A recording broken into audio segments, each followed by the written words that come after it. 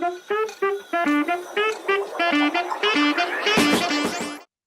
all, good morning. So today again, I welcome you all for another exciting, engaging, and entertaining session on the most awaited part, that is banking security.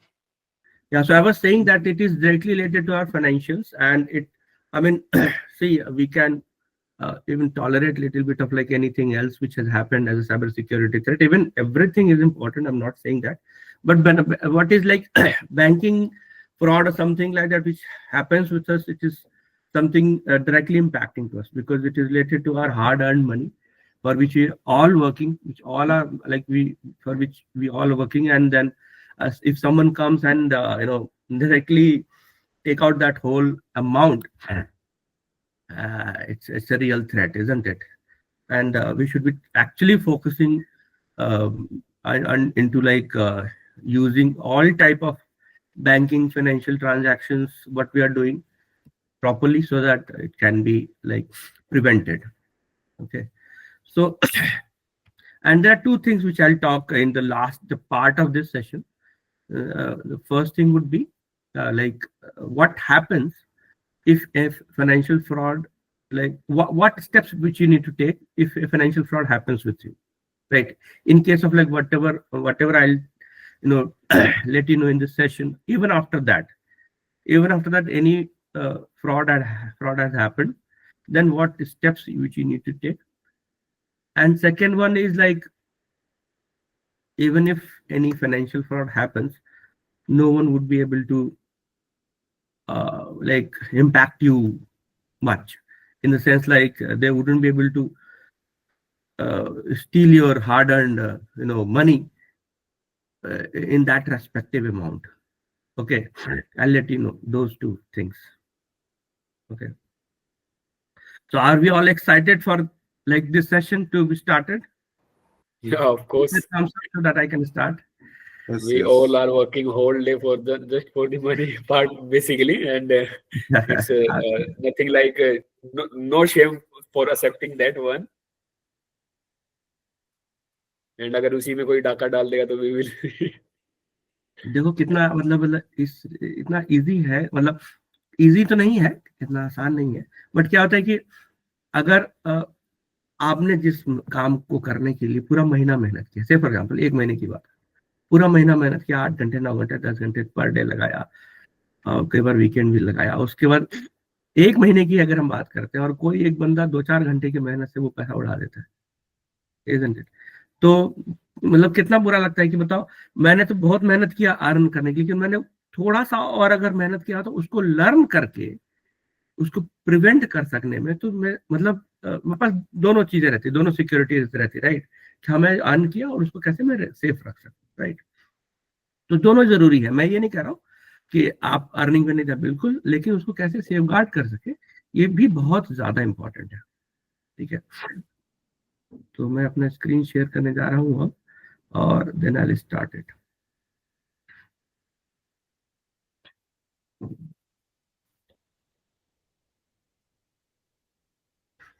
वैसे मैंने जितनी भी चीजें अभी तक बताई हैं, अगर आप सभी लोग उसको फॉलो करेंगे, ठीक है, तो बहुत हद तक बैंकिंग सिक्योरिटी कवर्ड है उसमें।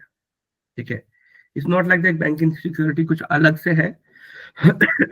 अगर आप अपना पासवर्ड अच्छे से रखते हैं, मतलब यूनिक पासवर्ड रखते हैं, 2 फैक्टर रखते हैं, फिशिंग के ऊपर जो मैंने बताया, जो आपको लेक्चर दिए मैंने, अगर आप वो मेजर्स लेते हैं, ठीक है, तो आपका सिक्योर्ड है account. It's not like that कि आपको उसके लिए फिर बहुत ज्यादा कुछ और देखना पड़ेगा, लेकिन हाँ, उसके अलावा भी कुछ चीजें हैं जो कि मैं अभी इस सेशन में कवर कर रहा हूँ। ठीक है, why secure banking online matters. ठीक है, क्योंकि देखिए हैकर जो है आपके अकाउंट का मतलब एक्सेस ले लेते हैं, ठीक है, फिशिंग स्कैम करते हैं, फाइनेंशियल मोटिव रहते हैं कि मैं टारगेट मनी है, आपका पैसा है वो उड़ाना है। ठीक है, अच्छा, हम जो है सो सुने हैं, जानते होंगे कि मतलब सबसे ज्यादा सिक्योर्ड अगर कोई प्लेटफॉर्म होता है वो बैंकिंग प्लेटफॉर्म होता है, राइट? लेकिन हम क्या ये जानते हैं कि सबसे ज्यादा जो मतलब टारगेट होता है, सबसे ज्यादा जो टारगेट किया जाता है, वो भी बैंकिंग प्लेटफॉर्म में होता है, हैकर्स के द्वारा। ठीक है, तो क्योंकि उनको पता है ना कि वो इजीली वहां पर रीच करके और वहां से पैसा उड़ा सकते हैं, राइट। तो सबसे ज्यादा बैंकिंग प्लेटफॉर्म ही टारगेट भी होता है, सिक्योर्ड भी होता है, बट टारगेट भी सबसे ज्यादा वही होता है।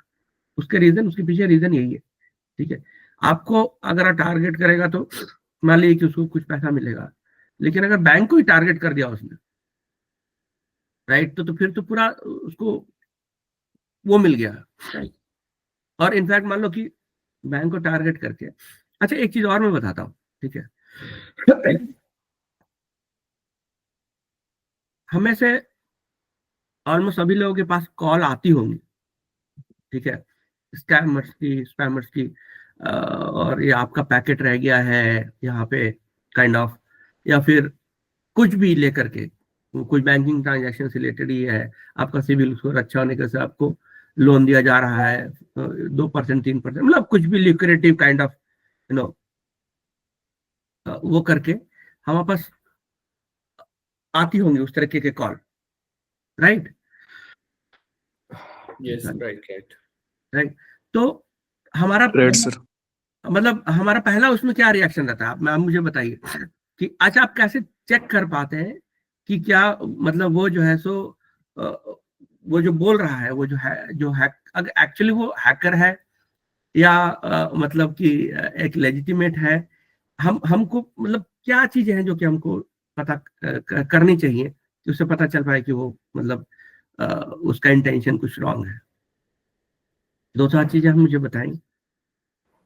फर्स्ट ऑफ ऑल, बैंकिंग वाले सभी कहते हैं कि हम लोग आपसे कभी पिन मांगने के लिए या फिर ऐसी चीजों के लिए आपको कॉल ही नहीं करेंगे, लाइक दैट। हाँ ठीक है। आई थिंक दिस अवेयरनेस सबको पता होगा, but somehow there was a call to my friend and उसको बोला गया था कि ऐसे ऐसे करके, तो लकीली आई वाज देयर, तो ही आस्क्ड मी कि ऐसे ऐसे बात कर रहे हैं, तो मैंने उससे बात की and I was asking multiple questions and then in the end he cursed me very badly because उसको पता लग गया कि ये बंदा नहीं मानेगा, नहीं लाइक मानेगा। वो बिल्कुल एकदम उसने स्विच किया अपनी लैंग्वेज को and then he cut the phone. Right, right.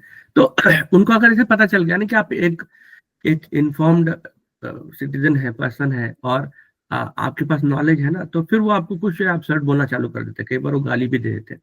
ठीक है, लेकिन इनिशियली आपको डराएंगे।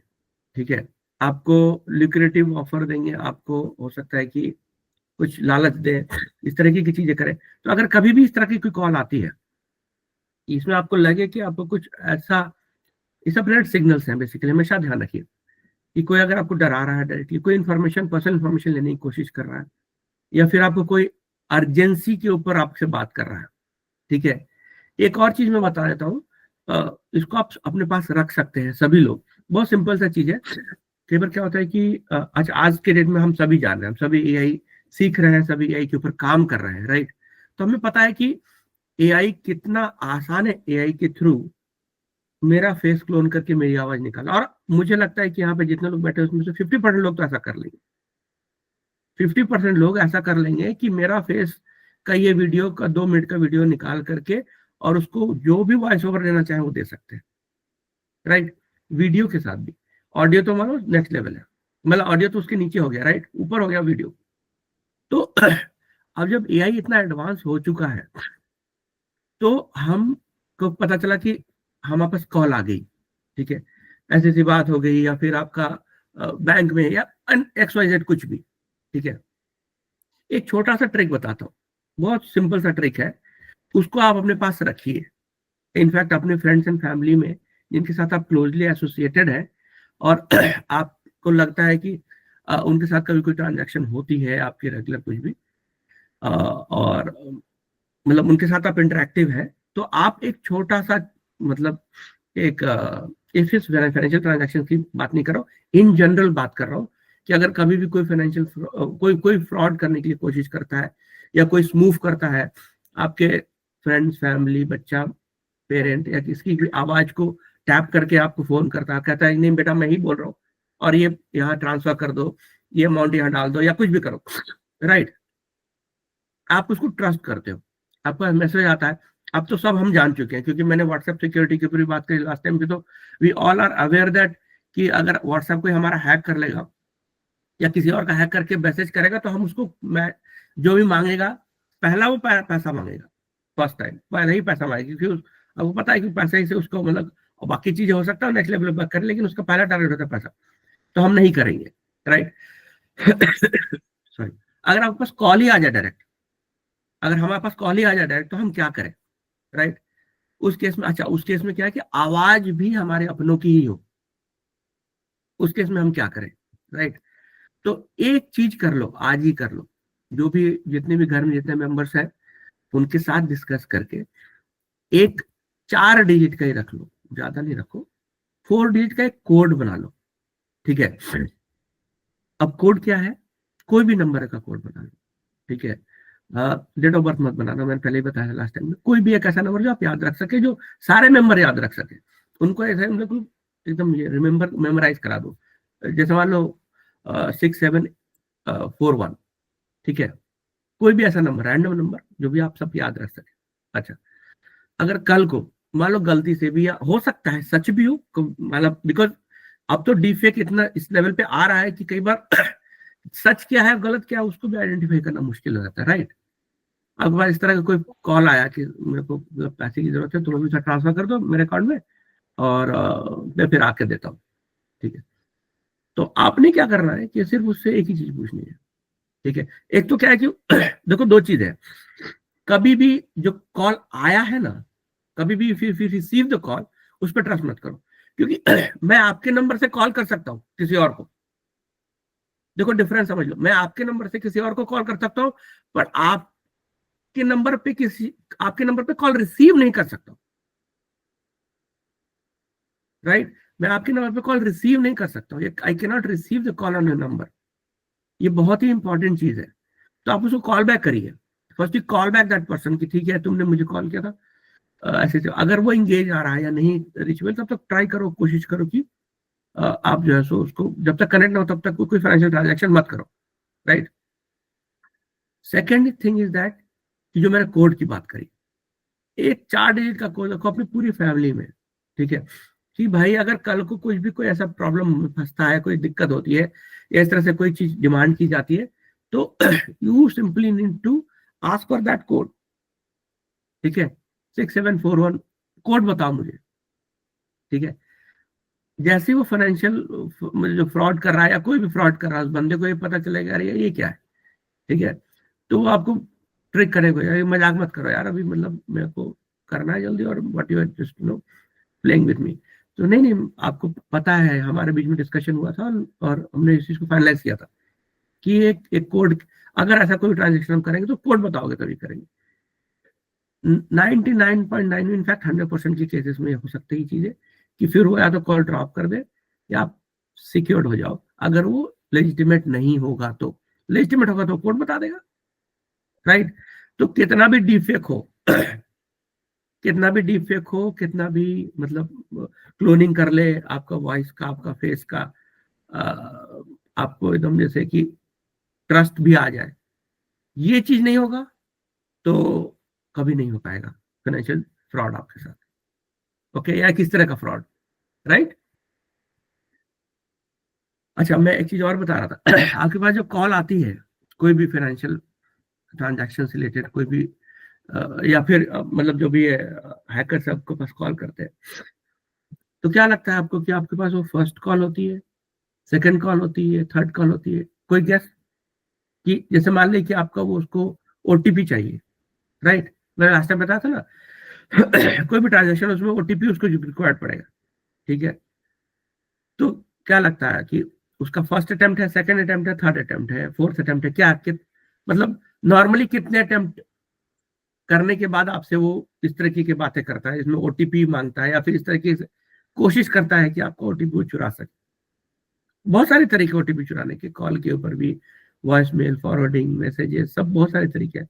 बट क्या कहना, कौन सा अटेम्प्ट होगा उसका, पहला, दूसरा, तीसरा, चौथा, पांचवा, कैसे, क्या लगता है? Any guess? Any wild guess for anyone?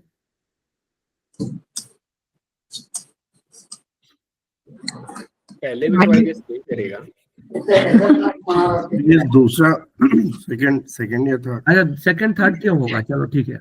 Because maybe पहले he's experienced in दो that. अटेम्प्ट्स में ही might have got the idea कि ये person can we break that this person और नॉट। अच्छा चलो ठीक है, अच्छा एनालाइज जैसे कर सकते हैं एक दो कॉल्स में कि हाँ ये पर्सन टूट सकता है या इसको ठीक है उल्लू बनाया जा सकता है। ठीक है। अच्छा मैं ये नहीं कह रहा हूँ कि वो आपको ही करेक्ट करेगा, ठीक है, डायरेक्टली। मतलब क्या है कि आपसे रिलेटेड इंफॉर्मेशन को वो उठा लेगा, मतलब पहले दूसरे मतलब अटेम्प्ट में, राइट। कोई जरूरी नहीं कि आपसे कनेक्ट करके ही वो उठाए, ठीक है। और कोई गेस?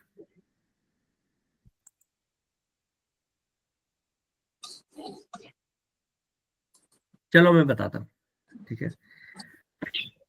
कोई भी जो है आपके पास अगर इस तरीके से ओटीपी या फिर इंफॉर्मेशन लेने के लिए कॉल करता है, अच्छा कभी भी किसी ने कॉल करके पासवर्ड पूछा है? मतलब एक इंसिडेंट हुआ था मेरे साथ कि उसने पासवर्ड नहीं पूछा, हाँ लेकिन वो बोल रहा था कि मैं आपको पैसे ट्रांसफर करूंगा, आपके पिताजी ने आपको दिए हैं हाँ एंड हाँ वो पैसे मैं आपको ट्रांसफर करूंगा, तो यही जीपे नंबर है क्या आपका, तो फिर मैं पहले 1 रुपया ट्रांसफर करूंगा, फिर हाँ बाद में। तो फिर मुझे पता चला कि वो फ्रॉड है, इसलिए क्योंकि पिताजी मेरे सामने थे और पिताजी मुझे क्यों ऐसे ये करेंगे, इसलिए मैंने बोला कि भाई क्यों कर रहे हो ऐसा, तो फिर उसने फोन कट कर दिया। नहीं, उस जीपे का केस थोड़ा डिफरेंट है। इसमें उन्होंने क्या करते हैं वो कि उसमें 2 ऑप्शन आता है, पैसा पे करना और किसी से मंगाना भी। आप चाहो ना तो रिक्वेस्ट फॉर कर सकते हो, रिक्वेस्ट फॉर मनी कर सकते हो। तो जैसे मान लो कि कोई अगर फ्रॉडस्टर है वो आपको जीपे पे कर देगा, कॉल करके 1 रुपया ट्रांसफर कर दिया, आपके पास आ गया, ठीक है। लेकिन आपको रिक्वेस्ट करेगा तो आपके पास आएगा, वो एक रिक्वेस्ट ओपन होगी, ठीक है। एक चीज जान जाओ, दुनिया में एक चीज जान जाओ कि कभी भी आपके पास पैसा आने के लिए, आपका पैसा रिसीव करने के लिए आपको कुछ करने की जरूरत नहीं है, ठीक है। ये चीज अगर थंब रूल ध्यान रखोगे ना तो आपके साथ 50% फ्रॉड खत्म है। क्योंकि वो कहे मनीषा जी आपने बोला कि जीपे पे ट्रांसफर करने के लिए उसने आपको कॉल किया, राइट। अब जीपे पे ट्रांसफर करने के लिए कॉल किया तो वो बोलेगा कि आपको मैं पैसा ट्रांसफर कर रहा हूं, उसके लिए आपको अकाउंट में पैसा आने के लिए जान जाओ कभी भी अगर इस तरह कोई ट्रांजैक्शन फ्रॉड ऐसा होता है तो कभी भी जो है इट कैन नेवर हैपन कि आपसे कोई खुद को आपके पास पैसा मांगने के लिए आपसे कोई एक्टिविटी कराएगा। वो कहेगा आपको पैसा, हाँ ठीक है भेज दो अकाउंट में, ठीक है। कुछ आपको करने की जरूरत नहीं पड़ेगी कभी भी, ठीक है। आपको कुछ भी करने की जरूरत नहीं पड़ेगी। और एक चीज और मैं इसमें बता रहा था, जैसे कि कोई भी आपके पास कॉल आती है तो उसकी पहली या दूसरी कॉल नहीं होती है, या कॉल या अटेम्प्ट आपका इंफॉर्मेशन उठाने की, उसकी मिनिमम थर्ड होती है, थर्ड या फोर्थ फिफ्थ भी हो सकती है, लेकिन मिनिमम थर्ड होती है, ठीक है। मिनिमम थर्ड में क्या है, पहले दूसरे अटेम्प्ट में ना उसने आपका डिटेल्स जैसे कि आईडी और पासवर्ड उठा लिया है, राइट। कभी कोई नहीं फोन करता है आपके आईडी पासवर्ड के लिए, ठीक है। तो आईडी पासवर्ड कैसे उठाया है, एनी गेसेस? मैंने बताया है अपने लास्ट सेशन में। ये मोबाइल से ही कुछ होता होगा, मोबाइल में कहीं पे हमने रखते हैं अकाउंट, मतलब अकाउंट का पासवर्ड हम ऐसे फोन नंबर के लिए इसमें कर रखते हैं, उससे हो सकता है। तो इजी पासवर्ड रखे हैं, सेम पासवर्ड रखे हैं। आपका बिग बास्केट का पासवर्ड और आपका बैंकिंग पासवर्ड सेम है। से फॉर एग्जाम्पल उड़ गया ना बिग बास्केट, अगर मान लो बहुत इजी था उसको उड़ाना, बिग बास्केट उड़ गया तो बैंकिंग का पासवर्ड उसके पास आ गया, राइट। तो डिफरेंट रखो, ठीक है। उसके बाद डार्क वेब से परचेज किया जाता है, मैंने बताया था last time, right. Dark web से आपका पहले ही उसने परचेज कर लिया, या फिर बैंकिंग सिस्टम को हैक करके आपका आईडी और डिटेल्स उठा लिया, आईडी और पासवर्ड उठा लिया, मतलब पासवर्ड तो इनक्रिप्टेड होता है, लेकिन फिर भी बैंकिंग सिस्टम से हैक करके आपका आईडी उठाया, डीप फेक से आपका कॉम्बिनेशन बना करके पासवर्ड बना लिया, ठीक है, डीप डार्क वेब से, ठीक है, और बाकी अकाउंट में आपने सेम पासवर्ड रख रखा है, तो एक अकाउंट कॉम्प्रोमाइज तो सारे अकाउंट कॉम्प्रोमाइज, ठीक है। तो 2 अटेम्प्ट उसकी मिनिमम हो गए उस तरीके के, जिस अटेम्प्ट के बाद उसके पास आपका डिटेल्स आ गया है, ठीक है। अब वो थर्ड अटेम्प्ट करेगा आपके पास कॉल करके आपका ओटीपी उड़ाने के लिए, ठीक है।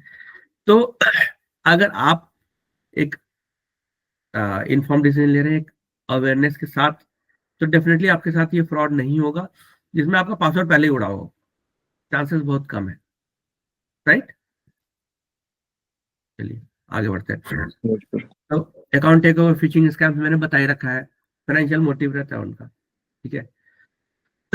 देखिए टिप जो मैंने बात कर रखी है already, use strong unique password, कम से कम 12 कैरेक्टर का पासवर्ड रखो, ठीक है। मिक्स ऑफ नंबर सिंबल्स वो सब मैंने बता रखा है।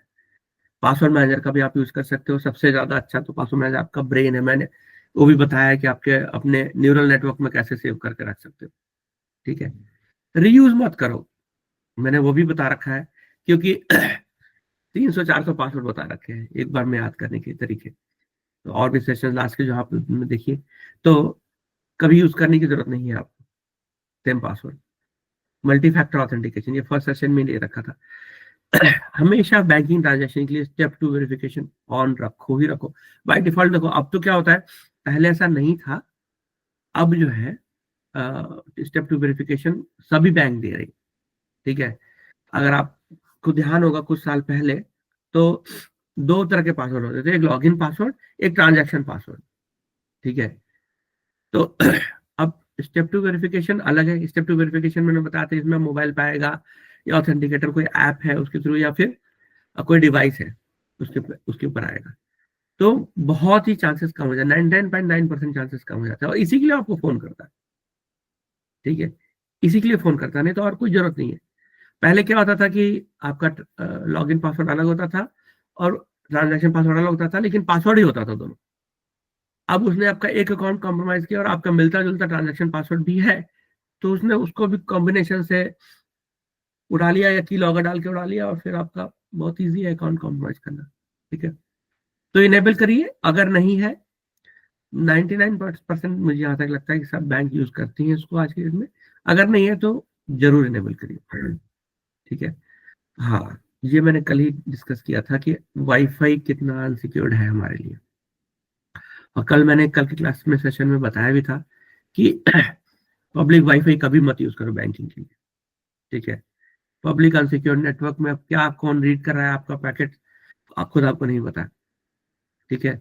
तो अपना मोबाइल डेटा यूज कर लो, अगर आपको बहुत ही इंपॉर्टेंट है, बाहर निकल के हो और आप अपने वाईफाई के नेटवर्क में नहीं हो, तो better you use your mobile network, your mobile data to do. और उसके बाद भी अगर पब्लिक वाईफाई यूज करना है और फिर भी बैंकिंग ट्रांजेक्शन करना जरूरी है, तो वीपीएन का यूज करो, ठीक है। जैसे नॉट वीपीएन है, प्रोटॉन वीपीएन है, ये सब जो है मैंने बताया था कल वीपीएन के बारे में कि वीपीएन कैसे काम करता है। वो एक टनल की तरह होता है और इनक्रिप्टेड इन्फॉर्मेशन जाती है, इससे कोई आपका रीड नहीं कर सकता इन्फॉर्मेशन इन एंड आउट, ठीक है। मैंने रेड फ्लैग्स के बारे में बात करी आपसे कि फिशिंग स्कैम कैसे होता है, अर्जेंसी, वो एकदम से कॉल करेगा नहीं बहुत अर्जेंट है, या मेल पर आएगा तो बुलाएगा कि बहुत अर्जेंट है। मिसस्पेलिंग यूआरएल्स, यूआरएल मैंने लास्ट टाइम भी बताया था, लेकिन आज भी उसके बारे में थोड़ा कवर करूंगा कि यूआरएल पे बिल्कुल ध्यान दीजिए। बैंकिंग ट्रांजैक्शंस के केस में सबसे ज्यादा जरूरी है यूआरएल, क्योंकि हम कई बार ट्रैप हो सकते हैं। मान लो कि आपको मेल आया, लग रहा है लेजिटिमेट बैंक से, आपने क्लिक कर दिया, वहां से आपको एक पेज खुल गया लॉगिन का, आपने आईडी पासवर्ड डाल दिया, ठीक है, और वो कई बार रिडायरेक्ट भी कर देता है, बैंकिंग के साइट पे रिडायरेक्ट कर देता है, लेकिन क्या हुआ कि वो एक मॉर्फ्ड पेज था, ठीक है, वो बैंकिंग का लेजिटिमेट पेज नहीं था, आपने ऊपर यूआरएल पे ध्यान ही नहीं दिया, ठीक है, बस आपने अपना कंटेंट डाल, आईडी पासवर्ड डाला और आगे प्रोसीड कर गया, राइट। अब क्या हुआ कि उसके पास वो सारी डिटेल पहुंच गई। तो यूआरएल का बहुत ज्यादा इंपॉर्टेंस है। कभी भी from today onward banking transaction के लिए या तो आप जिनके सेफ ऐप है वो यूज करिए, मोबाइल को अपडेट रखिए, मोबाइल से यूज कर रहे हैं तो, अगर आप लैपटॉप से यूज कर रहे हैं तो यूआरएल खुद डालिए, या लिंक पे क्लिक करके कभी भी यूआरएल मत खोलिए, ठीक है, कोई भी लिंक पे क्लिक करके यूआरएल डालिए। कई बार क्या होता है, मान लो कि अब मैं HDFC डाला तो ये आ गया, ठीक है, तो इसको एक बार चेक कर लो जरूर, HTTPS है, कोई भी बैंक में HTTPS ही रहेगा, HTTP है तो रेड फ्लैग है, तो रेड फ्लैग है। $www.hdfc बैंक, आपको स्पेलिंग पता है HDFC का? HDFC बैंक, तो ये उसका पूरा नाम जो है आप एक बार पढ़िए जरूर, ठीक है। कभी भी जो है कोशिश नहीं करिए कि बस लिंक पे क्लिक किया और प्रोसीड कर गया और यूआरएल बिना चेक किए। तो बैंकिंग ट्रांजेक्शन का सबसे पहला जो स्टेप है कि यूआरएल हमेशा देखिए। उसके बाद फिर क्या ना, ये एक ताला है, ठीक है, ये ताला देख रहे हैं, अगर HTTPS होगा तभी ये ताला दिखेगा, ठीक है। ताला पे आप क्लिक करेंगे, लॉक पे आप क्लिक करेंगे तो कनेक्शन इज सिक्योर दिखेगा, ठीक है।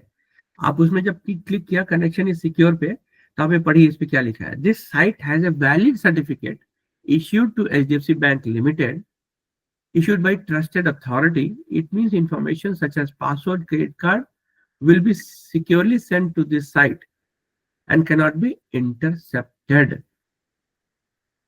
Right? कल मैंने थोड़ा सा बताया था HTTPS के बारे में।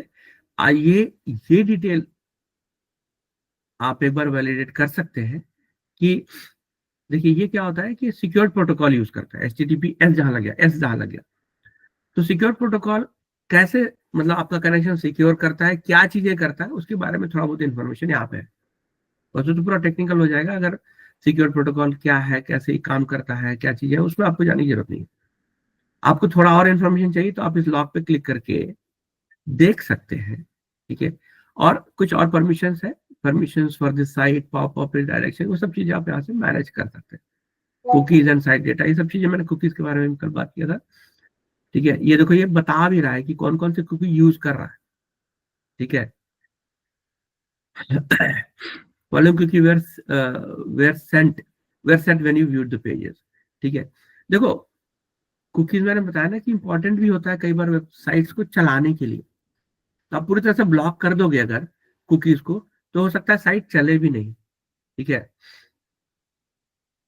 तो अब देखो इसने कोई ऑलरेडी ब्लॉक कर रखा है, ठीक है, अलाउ कर रखा है HDFC bank, notify visitor.com, hdfcbank.com, ये जो सारे लिंक्स हैं इनको इसने अलाउ कर रखा है, ठीक है। तो इस तरीके से आप इसको देख सकते हो। जब आप यहाँ पर लॉक वाले सिग्नल पे देखोगे ना, अच्छा HTTP में नहीं दिखेगा, HTTPS में ये दिखेगा, राइट।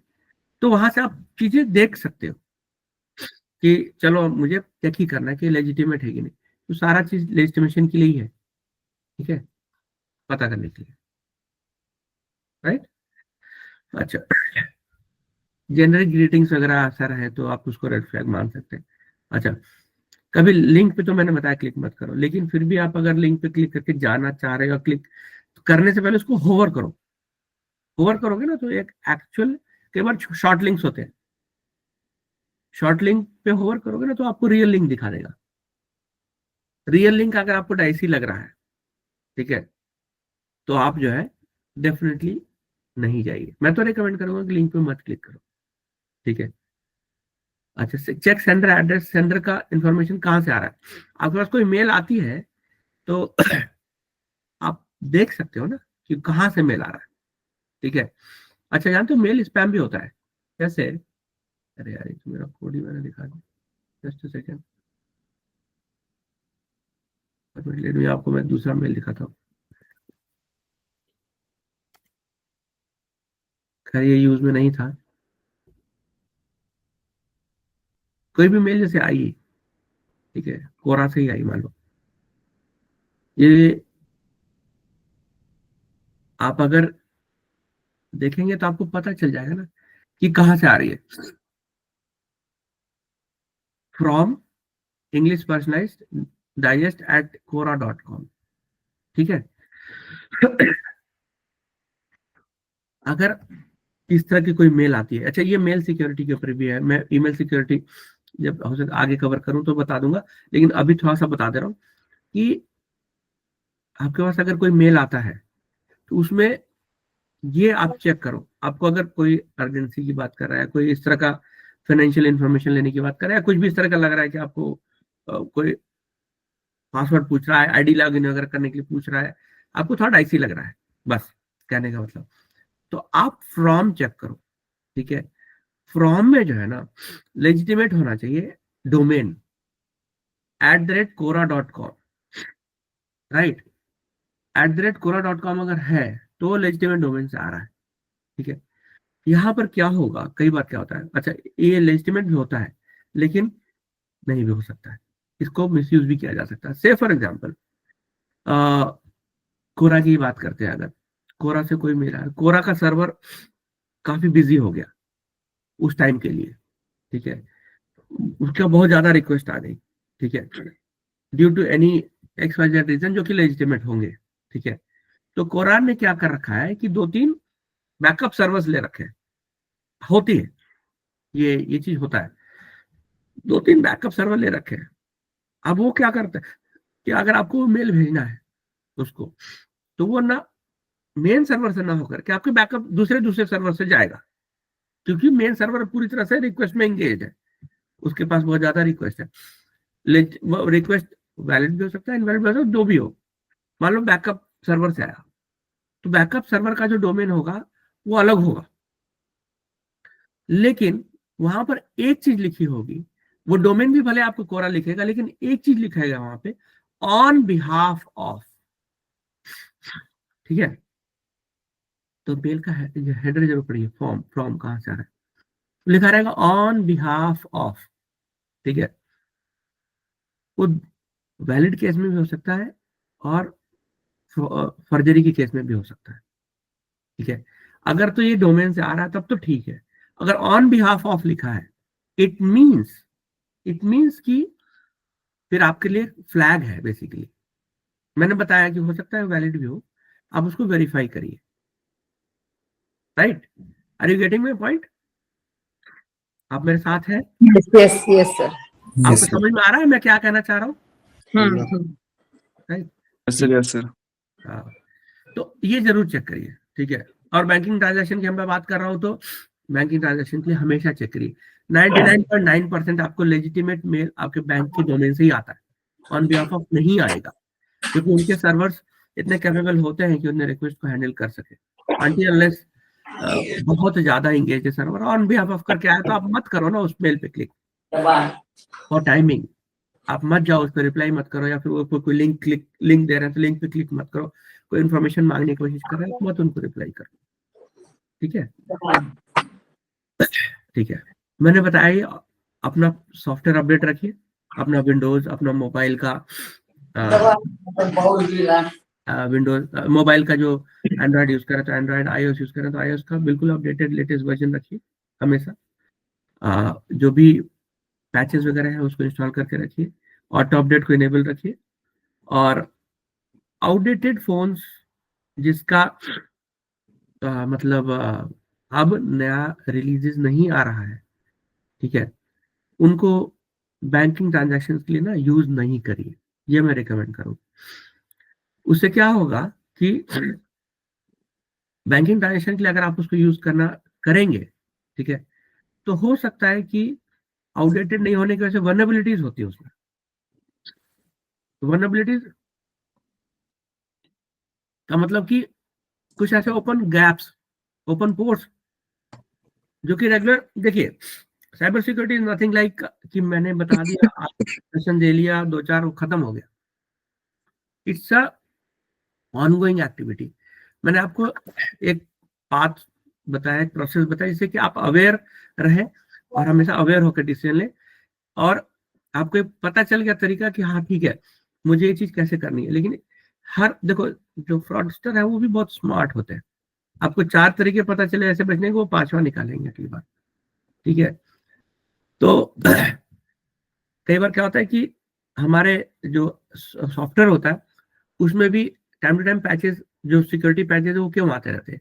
क्योंकि हम जैसे एथिकल हैकिंग खुद करते हैं, उनके जो उनकी टीम होती है, या फिर कोई रिपोर्ट होता है, सिक्योरिटी इशू रिपोर्ट होता है, तो उस बेसिस वो एनालाइज करते हैं, हर बार एनालाइज करते रहते हैं अपने एप्लीकेशन को, सॉफ्टवेयर को, चाहे एंड्रॉइड एप्लीकेशन ऑपरेटिंग सिस्टम बात करें, iOS की बात करें, चाहे विंडोज की बात करें, तो रेगुलरली उसको मॉनिटर करते रहते हैं। उनको पता चलता है कि अरे यार ये भी एक तरीका जिसके थ्रू कोई मालवेयर घुसा इंजेक्ट कर सकता है, तो अब उसको ब्लॉक करो। कैसे ब्लॉक करो कि आपका नॉर्मल जो एक्टिविटीज है वो भी इम्पैक्ट ना हो, और वो चीज जो स्पेसिफिक जो इशू के लिए आ रही है वो बंद हो जाए, राइट? तो इसके लिए वो पैचेस रिलीज करते हैं। अगर आपने पुराना फोन यूज कर रहे हो, या पुराना मतलब विंडोज यूज कर रहे हो, जिसमें नॉन लाइसेंस्ड विंडो यूज कर रहे हो, तो उसमें आप अपडेट नहीं कर सकते हो, राइट? मैंने कल बताया था, तो आप उसको नहीं करिए, ठीक है? आप उसको मत करिए, हमेशा अपडेटेड रखिए। मोर देन मतलब 60-70% आपका सिक्योरिटी वहां हो गया, ठीक है, अगर आप अपडेटेड यूज कर रहे हैं। बाकी फिर आपका अलर्टनेस है, ठीक है? बाकी अकाउंट को मॉनिटर करिए, अलर्ट्स, SMS ऐप नोटिफिकेशंस पे हमेशा हम अपना आईज ओपन रखिए, ईयर्स ओपन रखिए, ठीक है? Watch for test charges, small amount. देखिए कभी क्या बड़े ट्रांजैक्शन को करने से पहले छोटा ट्रांजैक्शन कर लीजिए, ठीक है? कि मान लो कि गलती से कोई दूसरा अकाउंट में ना चला जाए, ठीक है? तो छोटा ट्रांजैक्शन कर लीजिए। तो इसके बाद स्टेटमेंट्स को रिव्यू करते रहिए। आपके बैंक का स्टेटमेंट आपका आता ही है, आप मंथली स्टेटमेंट आता है उसको आप रिव्यू करिए। बैंक के ऐप पे जाकर के देखिए कोई अनयूजुअल एक्टिविटी तो नहीं है, छोटा ही अमाउंट क्यों ना हो, अगर अनयूजुअल लगे तुरंत रेड फ्लैग है, उसको अलार्म रेज करिए, ठीक है? अच्छा, बाकी ये सब सारे टिप्स हैं जिसको आप अपना डिवाइस कैसे सिक्योर कर सकते हैं। बायोमेट्रिक लॉक, नॉर्मली आज के में मोबाइल में सभी यूज कर रहे हैं बायोमेट्रिक लॉक, फिंगरप्रिंट वगैरह। एंटी वायरस प्रोटेक्शन, एक एंटीवायरस अच्छा सा रखिए अपने लैपटॉप में, मोबाइल में भी। ऑफिशियल ऐप, हमेशा ऑफिशियल ऐप ही यूज करिए प्ले स्टोर वगैरह से, ठीक है?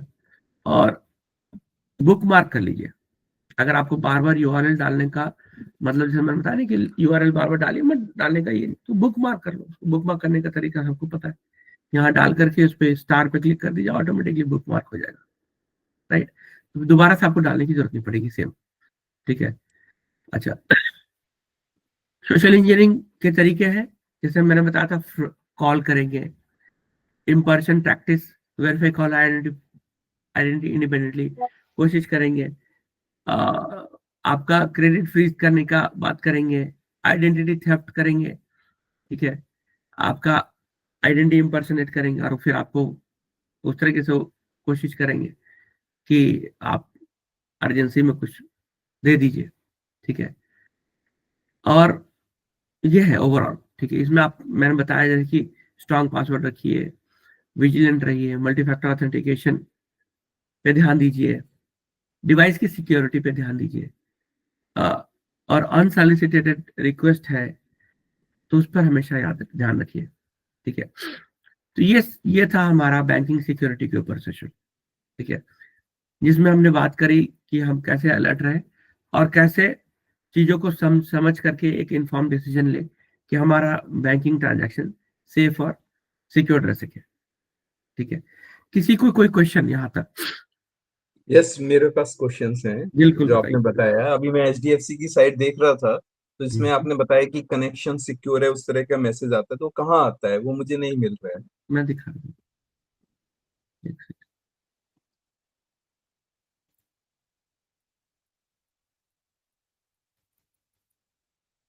ये देखिए, आपको मेरी स्क्रीन दिख रही है? जी जी। ये यहाँ पर है ना, एक लॉक दिख रहा है, अच्छा, लॉक्ड है, ये लॉक, व्यू साइट इंफॉर्मेशन, या connection is secure. Okay okay okay, है ना? देखा? Yes yes yes. तो ये एक तरीका है जिस तरीके से आप पता कर सकते हैं, ठीक है? HTTP और HTTPS में ना बहुत वास्ट डिफरेंस है सिक्योरिटी का, ठीक है? टेक्निकली अगर जाए तो हमारे लिए तो सिर्फ एक S का डिफरेंस है, लेकिन अगर हम उसको as a security standpoint से देखें तो बहुत ज्यादा उसमें प्रोटोकॉल्स का डिफरेंस हो जाता है। So तो who ensures that the site is secure and keeping that S into the HTTP? देखिए HTTP जो है, एक तो क्या जैसे बैंकिंग है, जैसे बैंक की साइट है तो उनको वो प्रोटोकॉल यूज करना ही पड़ेगा तभी वो बैंक इनरोल होगा। हाँ, राइट। ठीक है, सिक्योरिटी मतलब सिक्योरिटी गवर्नमेंट के सिक्योरिटी ऑर्गेनाइजेशन होते हैं। अब So उनके RBI have decided to have those protocols, right? RBI. RBI तो है ही है डेफिनेटली, ठीक है। हम्म, बाकी इसके अलावा गवर्नमेंट के सिक्योरिटी के कुछ अलग डिपार्टमेंट्स होते हैं जिनको अल्टीमेटली आरबीआई ही गवर्न करता है। ठीक है, क्योंकि हमारे आरबीआई सेंट्रल बैंक है, वो सारा चीज बैंकिंग का सिक्योरिटी से लेकर के सब कुछ वही गवर्न करता है। बट कुछ स्पेसिफिक डिपार्टमेंट है, मैं भी दिखाऊंगा साइट, ठीक है, तो वो उनको गवर्न करते हैं और उनके कुछ इंस्ट्रक्शंस उनको फॉलो करना पड़ता है, उनको कुछ प्रोटोकॉल्स उनको फॉलो करना पड़ता है। आप अगर फॉलो करोगे तभी आपको एस मिलेगा, तभी आप प्रोटोकॉल यूज करना पड़ेगा आपको अगर आप बैंकिंग डोमेन के लिए रजिस्टर करना चाहते हो। आप एक अपना वेबसाइट बनाते हो, आपके लिए जरूरी नहीं है आपका HTTPS यूज करो, ठीक है।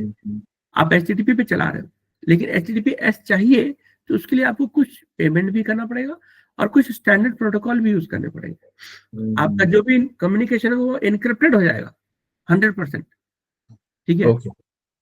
और जहां पर फाइनेंशियल ट्रांजैक्शन होते हैं वहीं पर HTTPS यूज किया जाता है, ठीक है, नॉर्मली, क्योंकि आप पेमेंट रिलेटेड चीजों को ही सिक्योर करना चाहेगा ना हम सबसे पहले, राइट।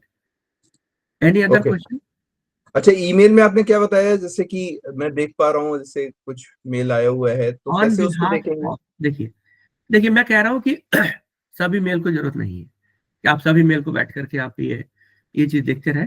जहां पर आपसे कोई इस तरह का इंफॉर्मेशन अर्जेंसी का या बैंकिंग इंफॉर्मेशन के लिए ये क्लिक करिए, ये ऑफर है या जो भी है, आप उस पर जाना चाह रहे हैं, ठीक है, उस मेल के थ्रू आप रिडायरेक्ट होना चाह रहे हैं उस पर्टिकुलर लिंक या वेबसाइट पे। लिंक वैसे तो चेक करके ही करिए, लेकिन फिर भी तो ये चेक करिए फ्रॉम में जो है ना ऑन बिहाफ ऑफ लिखा रहेगा, अगर ऑन बिहाफ ऑफ कोरा, ठीक है, उसके बाद फिर सारा रहेगा, देन दैट इज फ्रॉम में, ओके, सॉरी, अच्छा फ्रॉम में, ठीक है, then that is a flag, ठीक है। ये मैं ये नहीं कहता हूँ कि ऐसा नहीं हो सकता है, मैं बताएंगे सर्वर इंगेज होगा, बिजी होगा काफी, तो हो सकता है, लेकिन ऑन बिहाफ ऑफ है। और कोई बैंक अगर ऐसा कर रहा है, आपसे पूछ रहा है या आपको कह रहा है कि नहीं ये इन्फॉर्मेशन, यहाँ लिंक क्लिक करो और वो आगे प्रोसीड करो, या फिर कभी आप लोन के लिए अप्लाई कर रहे हो, वहां पर आपको कुछ ऐसा चीज आ रहा है, ठीक है, आपको अपना डॉक्यूमेंट अपडेट करने के लिए आया, उसमें ऑन बिहाफ ऑफ लिखा हुआ, उसको थोड़ा अवॉइड करिए, ठीक है। नॉर्मली बैंकिंग वगैरह नहीं करें क्योंकि इनके सर्वर्स काफी बड़े होते हैं, बहुत ज्यादा रिक्वेस्ट को हैंडल करने के लिए बने होते हैं, ठीक है। तो आप दूसरे चैनल को यूज करिए, डायरेक्ट बैंक में जाइए, वहां जाकर के अपनी इंफॉर्मेशन को अपडेट करिए, वहां जाकर के अपना डॉक्यूमेंट सबमिट करिए, वहां जाकर के अपनी डिटेल्स को सबमिट करिए, right. Okay, any other question, anyone? Good, no I think. अच्छा, चलो, तो now I am coming to that part शायद जिसका हम वेट कर रहे थे, काफी टाइम से हम सभी वेट कर रहे थे। जस्ट अ सेकेंड, हम काफी टाइम से वेट कर रहे थे कि हम जो है सो उस पर जाएंगे, ठीक है। सो ये वेबसाइट आप नोट कर लिए, cybercrime.gov.in, ठीक है। अब मैं जल्दी कवर करूंगा, इसमें ज्यादा डिटेल नहीं जाऊंगा। cybercrime.gov.in, ये मैं आपको मैसेज पे भी डाल देता हूँ, ठीक है। ये वेबसाइट हम सभी नोट कर लें। अगर आपके साथ कोई फाइनेंशियल फ्रॉड होता है तो इस वेबसाइट पे आप जा करके यहाँ पर रजिस्टर कंप्लेन में फाइनेंशियल फ्रॉड का सेक्शन है, उसमें आप जा करके कंप्लेन कर सकते हैं। इसके अलावा आप इस वेबसाइट को एक्सप्लोर करिए, अगर आपको इन्फॉर्मेशन चाहिए होगा तो हम कल जो सेशन लेंगे उसमें उसके बारे में डिटेल्स डिस्कस कर लेंगे, ठीक है। इसमें फाइनेंशियल फ्रॉड में जाकर के अपनी सारी डिटेल तैयार करके आप करते हैं। इसमें और भी और अदर साइबर क्राइम भी होता है, तो उसका भी आप रिपोर्ट कर सकते हैं अपार्ट फ्रॉम फाइनेंशियल फ्रॉड। और ये जो है वेबसाइट, अच्छा दो मैंने बताते हैं, 1930, ये तो नंबर अपना मोबाइल नंबर भूल जाना, 1930 मत भूलना, ठीक है, साइबर क्राइम का नंबर है। दूसरा ये वेबसाइट है, ठीक है। देखिए दो चीज करिए, दो चीज ध्यान रखिए। पहला तो इस पोर्टल पे जाके कंप्लेंट रेज करिए। सेकंड 1930 पे, नहीं सॉरी, तीन चीज करिए। सेकंड 1930 पे भी कॉल कर दीजिए। थर्ड मोस्ट इंपॉर्टेंट, अपने बैंक को एक डिटेल मेल करिए, ठीक है, जितना जल्द से जल्द हो सकता है, या इन पर्सन जाकर के आप एप्लीकेशन देना चाहते हैं तो वो भी दीजिए और रिसीव करा लीजिए, ठीक है, ये रिसीव करा लीजिए। क्योंकि जितना जल्द करेंगे, मैंने बताया था लास्ट टाइम, राइट, कि 2-4 घंटे के अंदर अगर आपका अमाउंट फ्रीज हो गया ना, तो फिर वो आपका मतलब 100% पैसा वापस आने का चांसेस रहता है, ठीक है। अगर टाइम डिले होगा तो दिक्कत होती रहेगी। अच्छा, बैंक्स क्या करते हैं कि डिले करते हैं। अच्छा, वो क्या करेंगे, आपसे ही लिखवाएंगे। अच्छा, आप कहोगे हाँ मेरे पास कॉल आया था, तो उसने जो है सो मतलब कोई कॉल मर्ज कर दिया और मुझे पता नहीं चला, और उसने फिर वो मेरा अकाउंट छोड़ गया, ठीक है, से फॉर एग्जाम्पल। या फिर उसने मेरे को कुछ पूछा, मैंने उसको बताया। अब आपने अनजाने में, जाने अनजाने में बैंक को क्या बोल दिया। देखो बैंक दो चीजें होती है। बैंक कैसे काम करता है, बैंक कहता है कि या तो गलती मेरी या गलती आपकी। गलती मेरी तो मैं रिटर्न करूंगा, गलती आपकी तो आप जानो। Getting my point. अब क्या होगा कि आपने रिपोर्ट तो कर दिया, उस रिपोर्ट में कहीं ये मेंशन कर दिया या किस तरीके से आपने बोल दिया, एक्सेप्ट कर लिया, ठीक है, कि मैंने दिया था या मेरे से निकाल लिया गया, ठीक है, तो फिर बैंक उसकी रिस्पॉन्सिबिलिटी नहीं लेता है। खैर उसके लेवल का, उसके लिए भी अलग लेवल है कि कैसे हम फाइट कर सकते हैं, ठीक है, वो फिर थोड़ा डिटेल हो जाएगा तो मैं नेक्स्ट सेशन में ले लूंगा, ठीक है।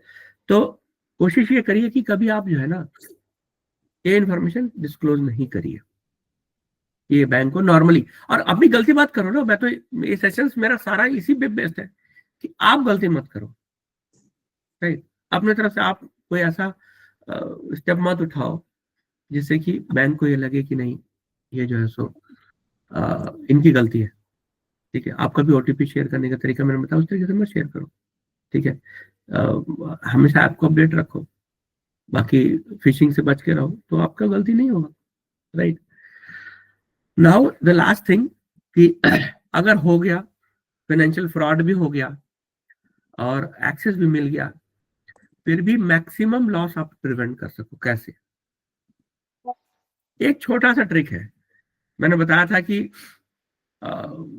इसके बारे में हम डिस्कस करेंगे। एक छोटा सा ट्रिक है जिसको हम जो है सो यूज करके हम अपने मैक्सिमम लॉसेस को बचा सकते हैं। We can prevent our maximum losses, ठीक है।